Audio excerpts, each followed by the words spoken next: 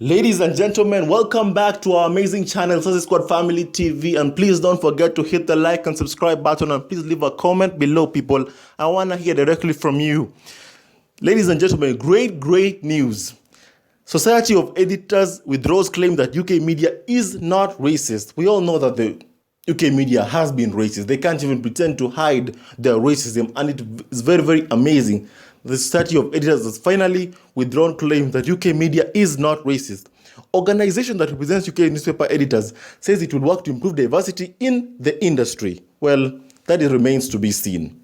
The organization, the organization that represents British newspaper editors has withdrawn its claim that the UK media is not racist or bigoted after 6 months of pressure from journalists of color who said it did not reflect their experience of the industry. That's completely true. The Society of Editors said it would now work to improve diversity in the industry and would no longer stand by statements made in March by its former director, Ian Murray.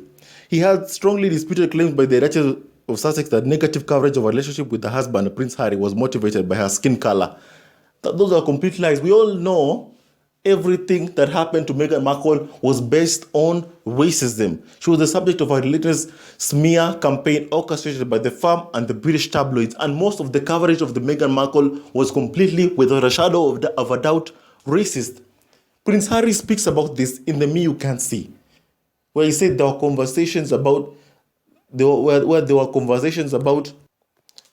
Archie's skin color in the Oprah interview, and in The Me You Can't See, Prince Harry said that there were people in the British tabloids writing about Meghan Markle being straight out of Compton. She's not out of Compton, but that was completely racist by the British tabloids.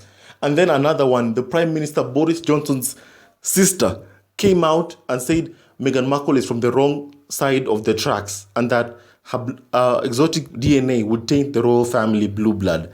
Those are some of the racist comments made by British tabloids against Meghan Markle, and they can't pretend to hide racism because they were racist towards Meghan Markle. We all saw it.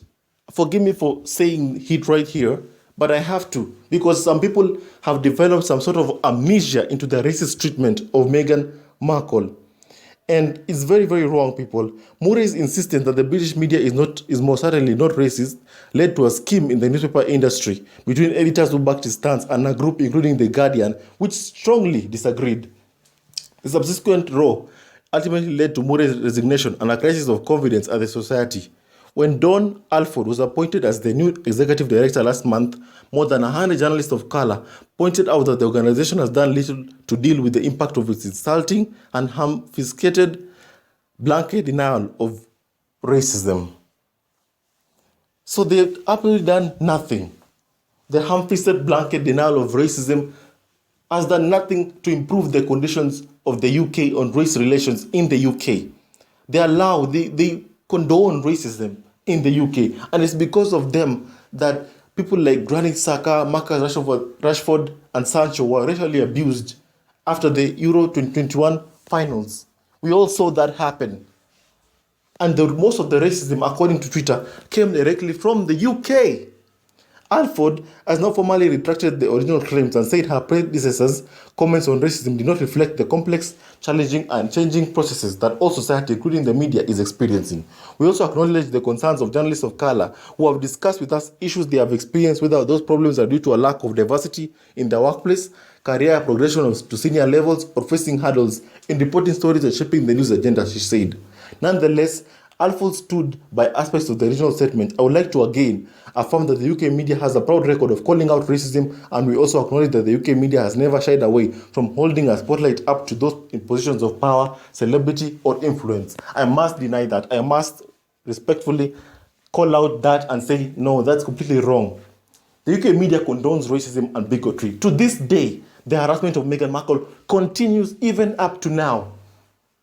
Continues, and it needs to stop. The industry-wide organization has a remit to promote the industry and a campaign for freedom of speech. It represents local newspapers and national titles with a wide range of political outlooks from the Daily Mail to The Guardian, which can lead to tensions. A spokesperson for The Guardian, which had considered resigning its membership of the organization, said it now decided to remain a member of the Society of Editors, adding, like all institutions, the British media must work much harder to become both more representative and more self-aware on issues of race and the treatment of people of color. This is welcome response from the new Society of Editors, and we look forward to hearing what more they plan to do in the future. Yes, the UK media is completely racist. Yes, and it cannot hide that. It cannot pretend to hide how racist it has been towards Meghan Markle. They don't even hide it. They never pretend to hide their racism towards Meghan Markle. They have bred it. They have nurtured that racism to the point of driving Meghan Markle to contemplate suicide. And they need to be called out for that. We must never forget. We must keep reminding others what happened to Meghan Markle in the UK. It was an atrocity, an injustice, a crime against humanity.